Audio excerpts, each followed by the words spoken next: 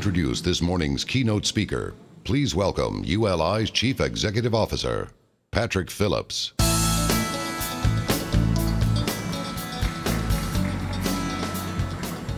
Good morning, everybody. Thank you for joining us at the morning general session. All of you know, I think by now, that we have introduced a new meeting format for the fall meeting, and we're very interested in hearing from you with respect to how it met your needs, the rain notwithstanding. But we've altered the schedule. Today, as you may know, is Deal Day. Today emphasizes the practice of real estate and urban development, showcasing deals and projects and product innovations from around the world. We are very fortunate this morning to help us set the stage for this is Rob Speyer. Rob has served a number of roles with us over the last year or so as we've been planning the meeting. He's been the co-chair of the conference, the co-chair of the steering committee. He serves, of course, as president and co-CEO of Tishman Speyer. Rob has an amazing array of other activities. He serves as the chairman of the advisory board of the Mayor's Fund to Advance New York City, the chairman of the Real Estate Board of New York, the board of directors of the Real Estate Roundtable, the International Advisory Council of the U.S. Chamber of Commerce, serves on the advisory council at Fudan University School of Management in Shanghai, and on a number of other philanthropic boards. He's been a great friend to ULI, along with his company, certainly with his father, Jerry Speyer. We really appreciate the friendship and support we've had from Rob and Jerry and their company over many years. Please join me in welcoming Rob Speyer.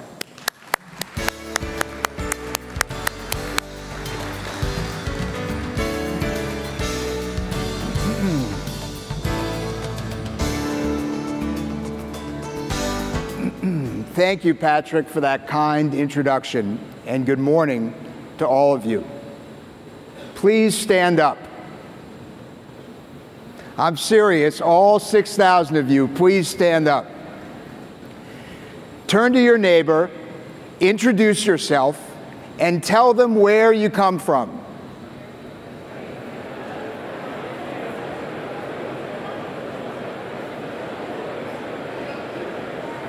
Okay, great. Now please sit down. Boy, it is hard to get a bunch of chatty real estate people to sit down, but let's take our seats. Most of you came from far away. You probably had to go through that near strip search with the TSA. You had to give them that $4 bottle of water that you just bought so you could get through the metal detector. You made your way through JFK Airport and to the city. It wasn't cheap, it wasn't easy, and you could have viewed the whole conference on YouTube. So why'd you come here? Community. Real community, not a virtual community. Real networking with real people that have real faces, not a social network. It's the same reason why people have been coming to cities since ancient Damascus. It's how Aristotle met Alexander, how Lenin met McCartney, and how Steve Jobs met Bill Gates. I have some news for you. 2.5 billion people are following in your footsteps. 2.5 billion people are going to move to cities between now and 2050. It's the largest migration in human history.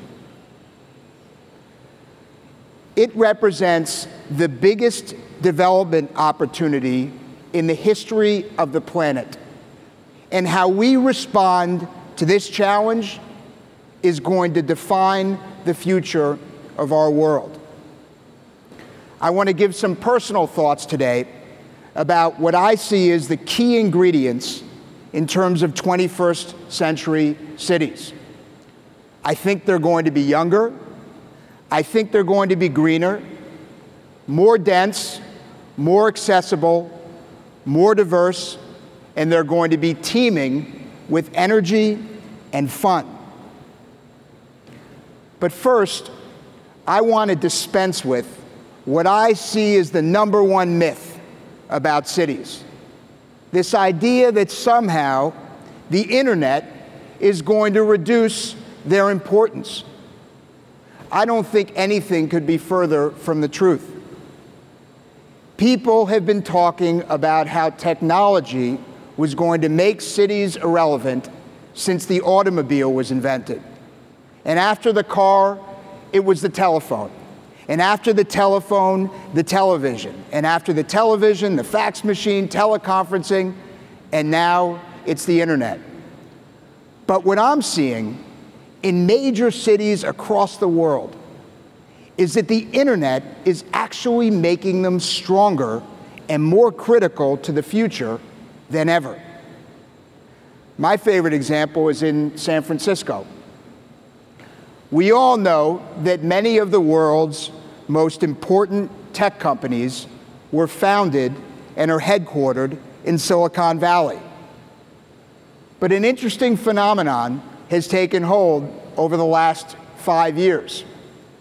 Those young engineers and young computer programmers who drive the growth of those companies, they don't want to live in Mountain View, and they don't want to live in Sunnyvale, and they surely don't want to take the Google bus to work.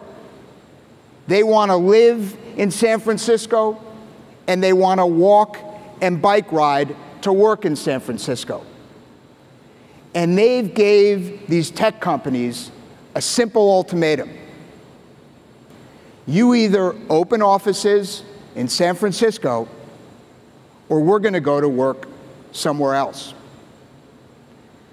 What does this mean? Well, tech companies have absorbed literally millions of square feet in San Francisco over the last few years to capture this millennial talent base. It has made San Francisco the hottest real estate market in the country and one of the hottest in the world. But we're not just seeing this trend in San Francisco, it's happening in other cities. We're seeing it in Munich, we're seeing it in London, and we're seeing it right here in New York City. Many predicted after the Great Recession that the decline of Wall Street would somehow lead to the decline of New York City. Yes, financial services companies have contracted, and they've moved many jobs out of New York. But the tech companies have come and have replaced them as the most important driver of this market. Why? For the same reason that they're opening up in San Francisco, for those millennials, for that most talented group of young people that are drawn to cities in greater number than ever before. The multifamily sector has been the fastest recovering since the recession. If you look at the multifamily construction starts over the last 5 years across the country, half of them are in only 10 cities. And this is driven wholly by the demand coming from millennials. They want to live in cities. That's not going to change. So the question is, what are we going to do as an industry to capture this demand?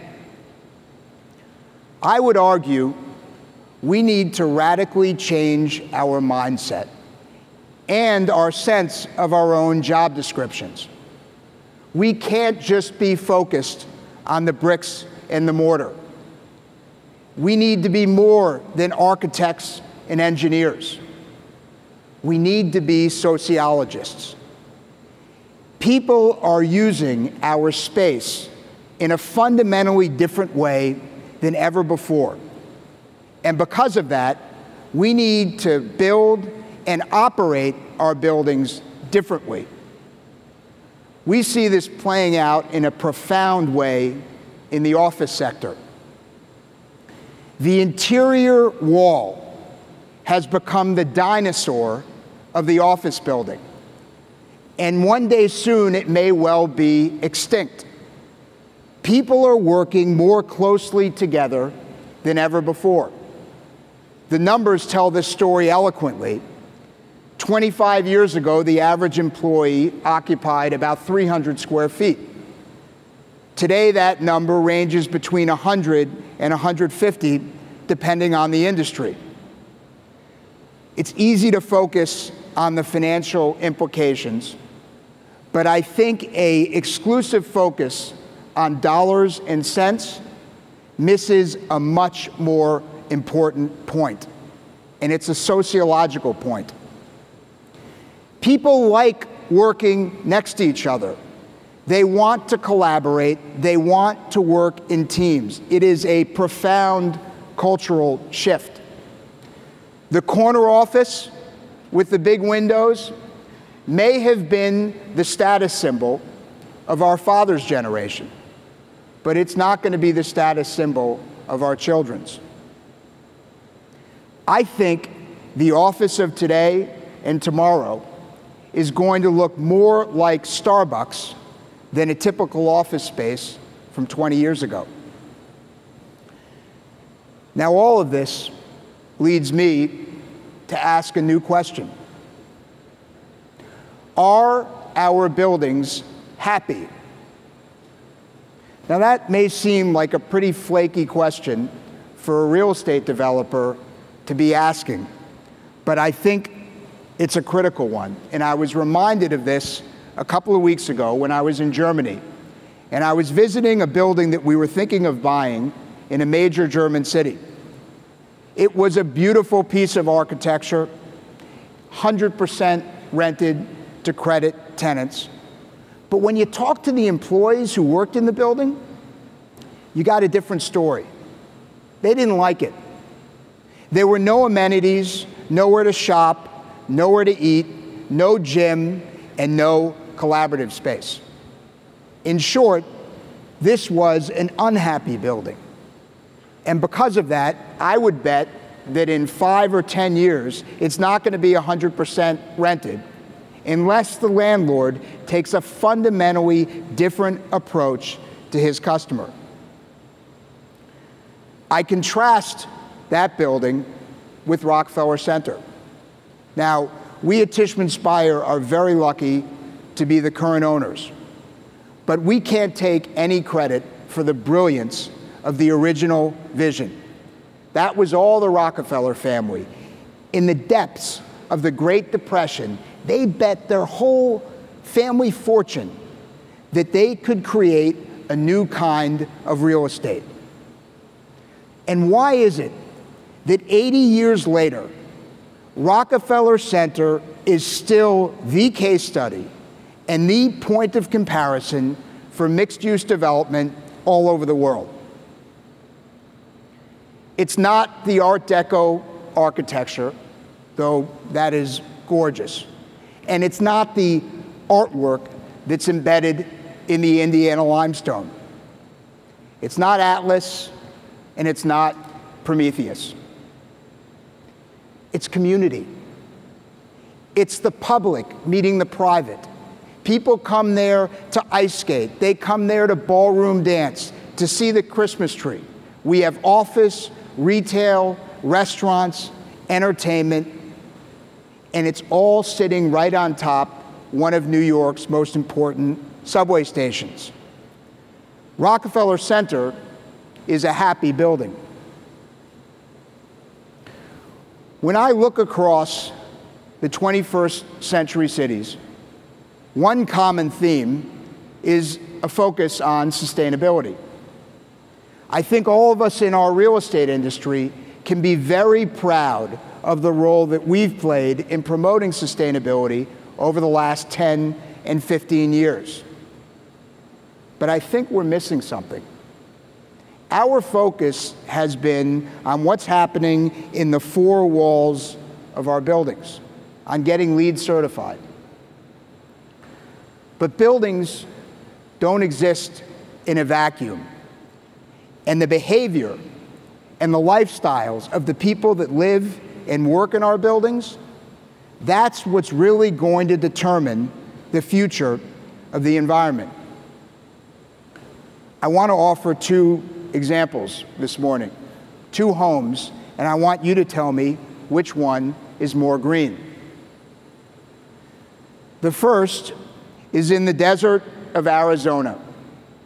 It's a new home featured in Domino magazine. It's got solar panels on the roof, low flush toilets, all the bells and whistles of the contemporary green home. The next example is right here in New York City. It's a walk-up, also known as a tenement, on the Lower East Side. I'll tell you a family secret. When my grandfather, my great-great-grandfather, Julius Tishman, started out in the real estate business in 1897, his first project was building a building just like this. The building pretty much looks and runs just the way it did when Julius built it. It's not LEED certified, and it likely never will be. So which home is more green? Now let's focus on the people that live in them. In that tenement on the third floor is Wally Walkup. Wally Walkup gets up in the morning, he walks to the corner, buys a cup of coffee, drops off his dry cleaning, walks a couple of more blocks to the subway, takes the subway home. On the weekends, he walks to the movies. Maybe he takes the subway back up to Broadway to catch a show. A car is totally irrelevant to his lifestyle.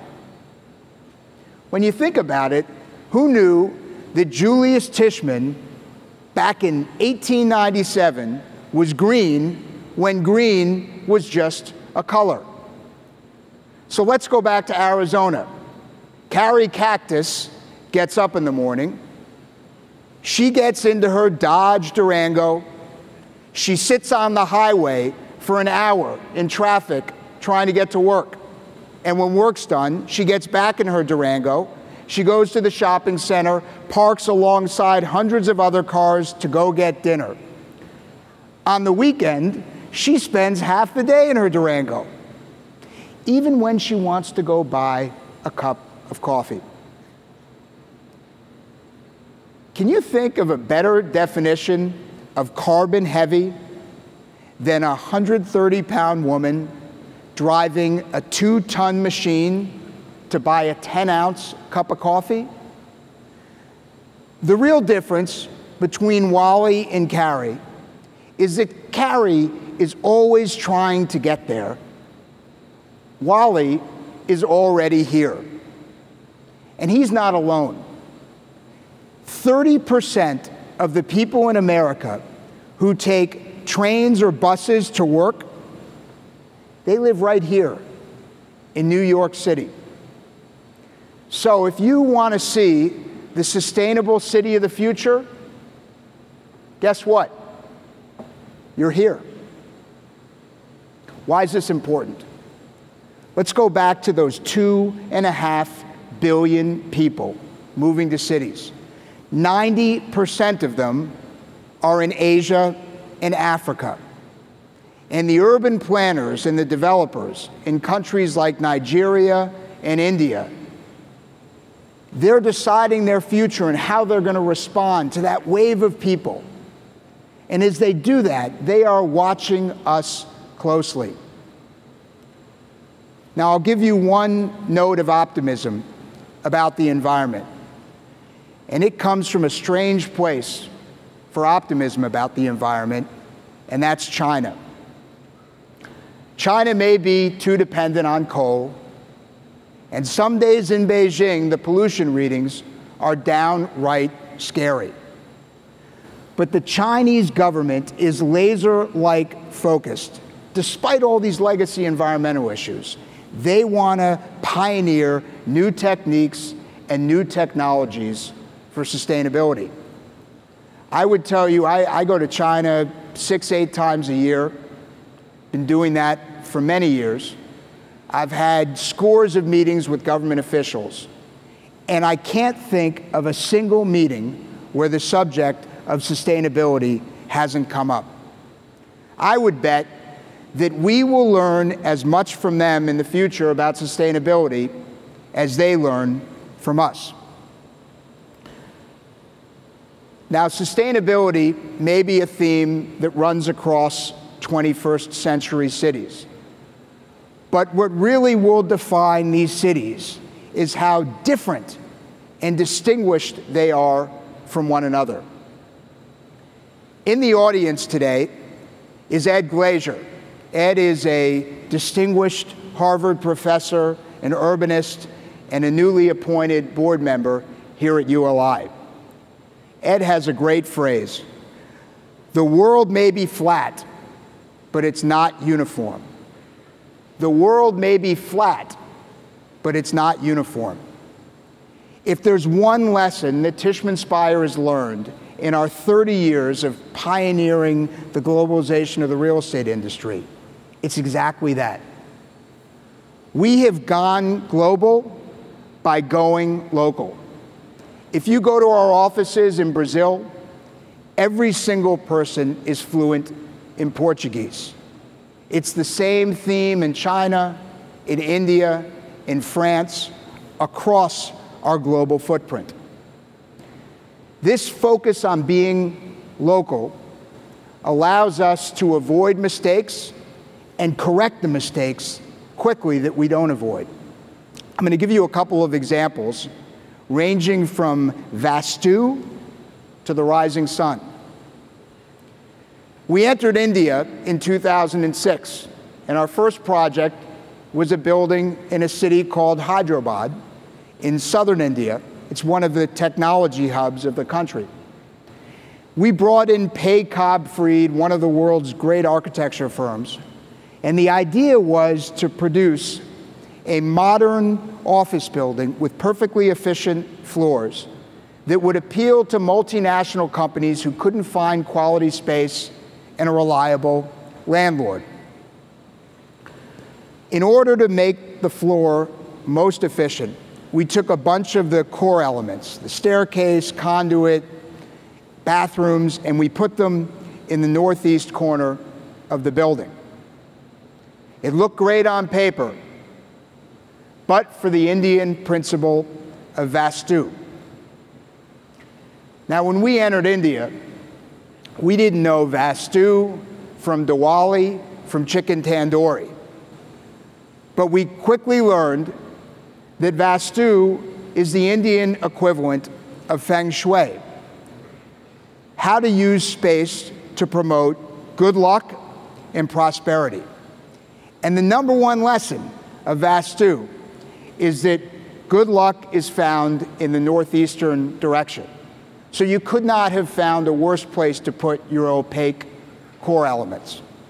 Well, we discovered this before we started construction.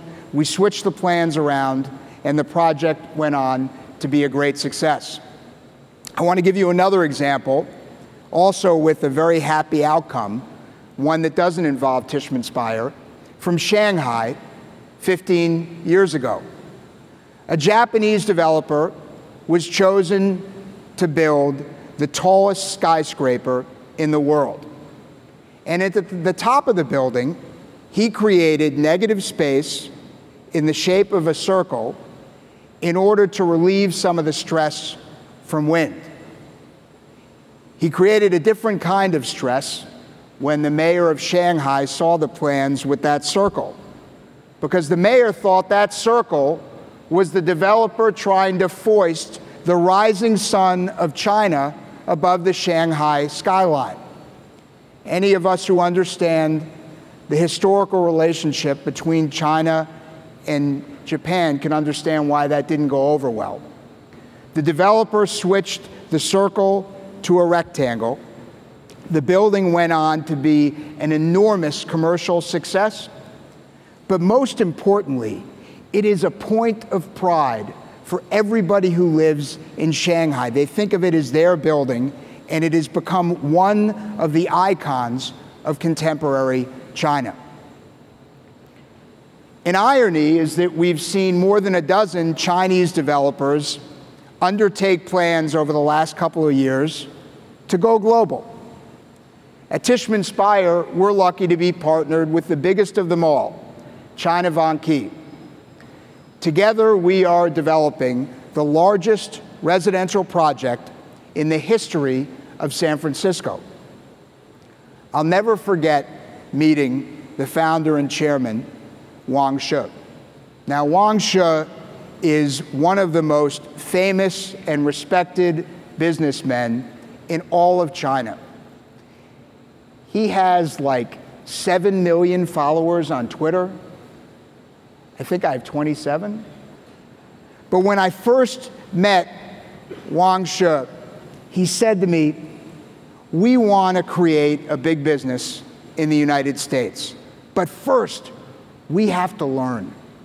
And we want companies like yours to teach us about your customs and your business practices, because that's the only way we're going to succeed." Chairman Wang may not have known the nuances of every metro market in the US, but he sure grasped the essence of global business. And my guess is that China Vanke and their peers are going to see great success as they roll out in the US, Europe, and beyond. You may be able to tell that I'm an optimist when it comes to the future of cities.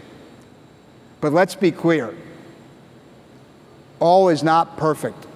We have a burgeoning crisis happening in front of us. You have never had a bigger disparity between the rich and the poor in major cities. Cities are becoming too unaffordable for too many. Now, I don't see this as a political comment or an ideological comment.